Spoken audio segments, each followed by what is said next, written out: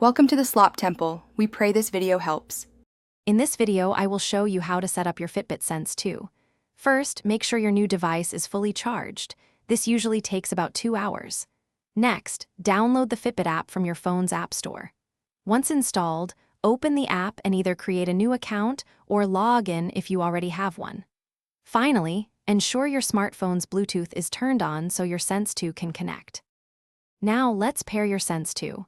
Open the Fitbit app, tap your profile picture in the top left corner, and then select Set up a device. Choose Sense 2 from the list. The app will guide you through the pairing process, which involves accepting Bluetooth pairing requests. A 4-digit code will appear on your Sense 2's screen. Enter this into the app to complete the connection. With your Sense 2 paired, it's time to personalize it.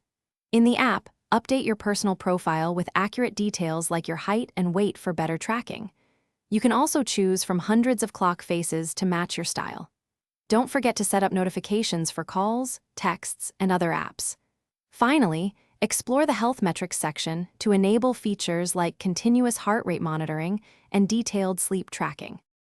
To get the most out of your Sense 2, explore its advanced features.